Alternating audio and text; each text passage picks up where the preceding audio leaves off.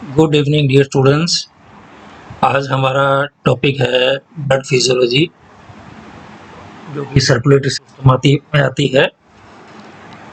ये सभी को मालूम है कि हमें सर्कुलेटरी सिस्टम हमारे शरीर का इम्पोर्टेंट सिस्टम होता है, जो कि शरीर की जितनी भी प्रकार की कोशिकाएं हैं, टिश्यूज हैं, उनको आवश्यक पदार्थों को पहुंचाता है और वहाँ से जो मेटाबॉलिक रिएक्शन से अपशिष्ट पदार्थ बनते हैं उनको लेकर बाहर निकालता है।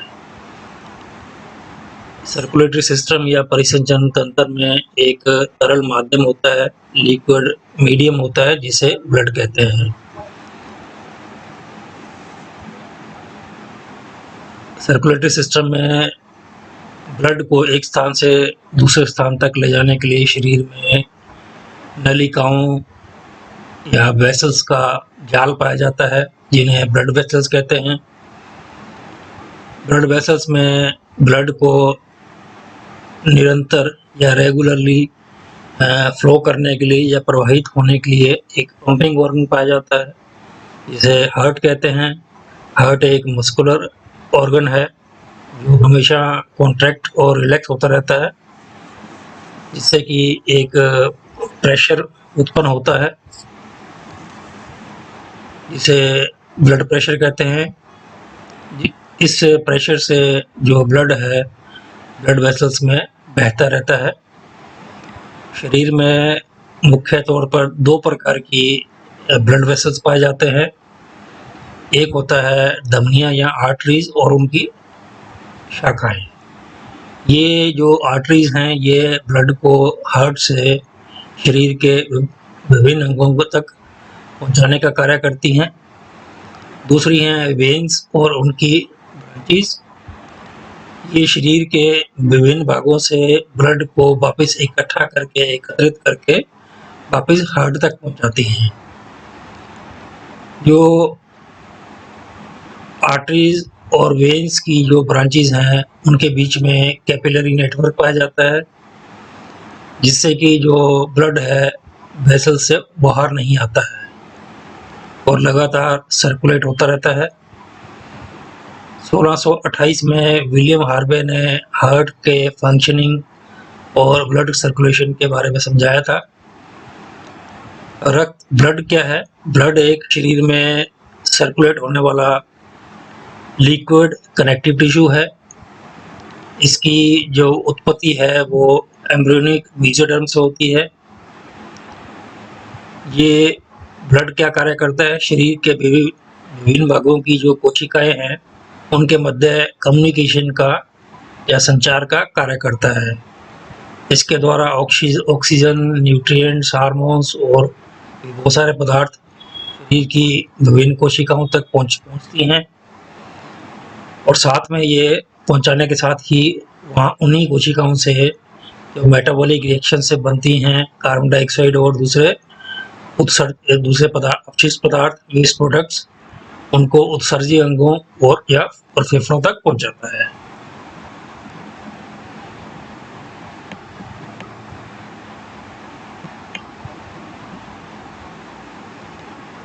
अब कंपोजिशन ऑफ ब्लड एक गहरे लाल रंग का लिक्विड फ्लूइड कनेक्टिव टिश्यू है। एक नॉर्मल एडल्ट के अंदर जो ब्लड की मात्रा लगभग 5 लीटर होती है। ये कुल शारीरिक भाग का 6 से 7.5% तक होता है। इसकी स्पेसिफिक ग्रेविटी 1.050 से 1.060 तक होती है। ये जल से 5 गुना अधिक गाढ़ा होता है। ये एल्कलाइन होता है या क्षारीय होता है। इसका पीएच 7.4 होता है और ये इसका टेस्ट जो है साल्टी होता है। अब ब्लड दो भागों से बना होता है। एक तो होता है इसमें तरल भाग या लिक्विड भाग, जिसे प्लाज्मा कहते हैं। ये ब्लड का 55% भाग बनाता है। दूसरा होता है इसका ठोस भाग, जिसे ब्लड कार्पसूल्स कहते हैं। ये 45% भाग बनाता है। अब पहले आते हैं प्लाज्मा पे। प्लाज्मा एक इम्पोर्टेंट कॉन्स्टिट्यूएंट है, इस कंपोनेंट है ब्लड का। ये हल्के पीले रंग का क्लियर लिक्विड है। इसकी स्पेसिफिक ग्रेविटी 1.025 से 1.034 होती है। ये जल की अपेक्षा 1.7 से 2.2 अधिक गाढ़ा होता है। प्लाज्मा में जो प्लाज्मा के अंदर 90% तक तो जल होता है और 10% ऑर्गेनिक और इनऑर्गेनिक पदार्थ होते हैं। प्लाज्मा में दो प्रकार के पदार्थ पाए जाते हैं। एक तो ऐसे अस्थाई जो कि फ्लक्चुएट करते रहते हैं, जिनकी मात्रा कम होती रहती है, ज़्यादा होती रहती है। दूसरी है स्थायी या कांस्टेंट। अस्थाई पदार्थों में जो आते हैं वो इसके प्लाज्मा में नियमित घटक नहीं होते हैं, मतलब रेगुलरली नहीं पाए जाते हैं। इनकी जो मात्रा है वो फ्लक्चुएट या परिवर्तित होती रहती है। प्लाज्मा इनका ट्रांसपोर्ट करके शरीर के विभिन्न भागों में पहुंचाता है या एक स्थान से दूसरे स्थान तक ट्रांसफर करता है। इस फ्लक्चुएटिंग पदार्थों में आते हैं ये खाद्य पदार्थ, glucose, amino acid, fatty acid, उत्सर्जी पदार्थ, यूरिया, यूरिक अम्ल, creatinine, carbon dioxide, hormones, enzymes. और दूसरे श्रेणी में वो पदार्थ आते हैं जिनकी मात्रा प्लाज्मा के अंदर कांस्टेंट रहती है, तो और इसकी जो कंसंट्रेशन को हमेशा मेंटेन रखा जाता है, मेंटेन रखना आवश्यक होता है। इसमें प्लाज्मा के अंदर जो पहला है जल प्लाज्मा का मेन कंपोनेंट है। ये 90% भाग बनाता है। ये ब्लड के अंदर जो वॉल्यूम, ब्लड की वॉल्यूम को बनाए रखता है और प्रेशर को बनाए रखता है। ये सर्कुलेशन के लिए एक मीडियम प्रदान करता है।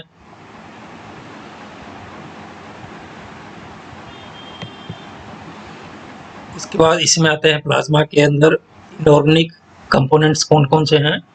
प्लाज्मा में इनऑर्गेनिक कंपोनेंट्स में आते हैं पॉजिटिव आयंस जैसे कि सोडियम, पोटाशियम, कैल्शियम, मैग्नीशियम, और नेगेटिव आयंस जैसे कि chloride, phosphate, bicarbonate, sulphates. Plasma में जो इनऑर्गेनिक कंपोनेंट्स हैं वो 0.91% होते हैं। इनके अंदर भी जो 50% है वो सोडियम क्लोराइड होता है, जिस कारण से ब्लड का जो टेस्ट है नमकीन होता है। प्लाज्मा के अंदर इन आयंस की जो मात्रा है वो स्थिर रखी जाती है और इसकी जो आपूर्ति होती है, मतलब कोई आयन कम हो गया, ज़्यादा हो गया, तो इसको भोज्य पदार्थों द्वारा की जाती है। प्लाज्मा में जो उपस्थित होते हैं ये सॉल्ट्स, ये कंट्रोलिंग फैक्टर्स के रूप में काम करते हैं। साथ में ये ब्लड के अंदर ऑस्मोटिक प्रेशर को भी कंट्रोल करते हैं। और तीसरा कार्य होता है ऑस्मोटिक प्रेशर और नॉर्मल कंट्रोल, और पीएच को भी कंट्रोल करते हैं ये। तीसरी प्रकार है इसके अंदर प्लाज्मा में ऑर्गेनिक कंपोनेंट्स कौन कौन से होते हैं। प्लाज्मा के अंदर जो ऑर्गेनिक कंपोनेंट्स हैं तो मुख्य रूप से प्लाज्मा प्रोटीन्स के रूप में पाए जाते हैं। प्लाज्मा प्रोटीन्स जो हैं प्लाज्मा का 6 से लेकर 8% तक भाग बनाते हैं। संपूर्ण प्लाज्मा में लगभग 200 से 300 ग्राम प्रोटीन पाई जाती है। प्लाज्मा प्रोटीन्स जो है वो चार तरह की होती हैं। एक होती है सीरम एल्बुमिन्स जिसकी परसेंटेज 4.2%। दूसरी है सीरम ग्लोबुलिन्स जिसकी परसेंटेज है 2.6%। तीसरा है फाइब्रिनोजन जिसकी परसेंटेज है 0.3%। और चौथा है प्रोथ्रोम्बिन जिसकी परसेंटेज है 0.4%। और इसके अलावा भी दूसरी प्रोटीन होती हैं जिनकी परसेंटेज 1% से कम होती है। प्लाज्मा प्रोटीन में एल्बुमिन जैसा कि देखा परसेंटेज से ये सबसे अधिक मात्रा में पाए जाते हैं।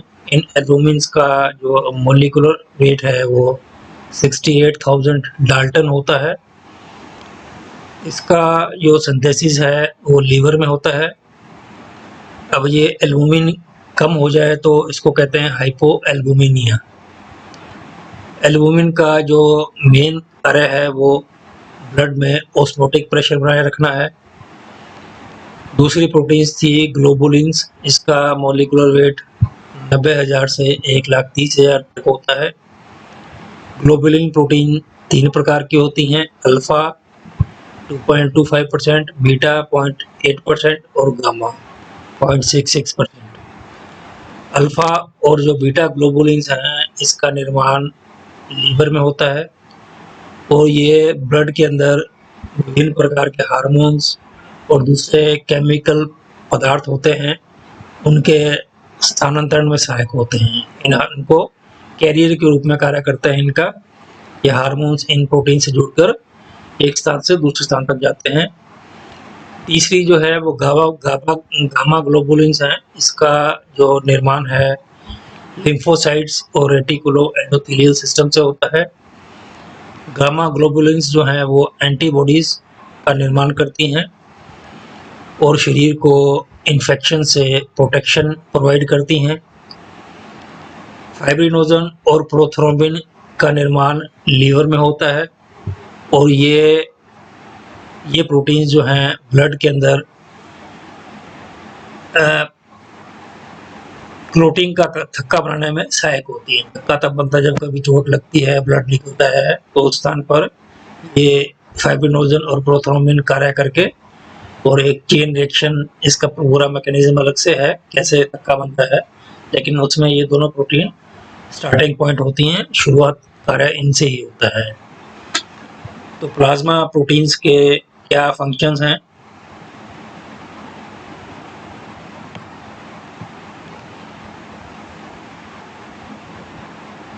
ये ब्लड में ऑस्मोटिक प्रेशर पैदा करते हैं, ऑन्कोटिक प्रेशर भी कहते हैं इसको, जिससे कि टिश्यूज और ब्लड के मध्य जल का आदान प्रदान होता है। ये एम्फोटेरिक पदार्थ होते हैं। एम्फोटेरिक मतलब इनमें पॉजिटिव और नेगेटिव दोनों तरह की प्रॉपर्टीज पाई जाती हैं और जिससे कि ये एसिड बेस बैलेंस बनाने में सहायक होते हैं। जैसा कि पहले बता चुके हैं, फाइब्रिनोजन और प्रोथ्रोम्बिन ये ब्लड क्लोटिंग में इम्पोर्टेंट रोल प्ले करते हैं। अल्फा और बीटा ग्लोबुलिन है, ये विभिन्न प्रकार के प्रोडक्ट्स को ट्रांसपोर्ट में मदद करते हैं। गामा ग्लोबुलिन एंटीबॉडीज के रूप में शरीर की इम्यूनिटी या प्रतिरोधकता उत्पन्न करते हैं। प्लाज्मा प्रोटीन रक्त के गाढ़ेपन के लिए या विस्कोसिटी के लिए रिस्पॉन्सिबल होती है या जिम्मेदार होती है।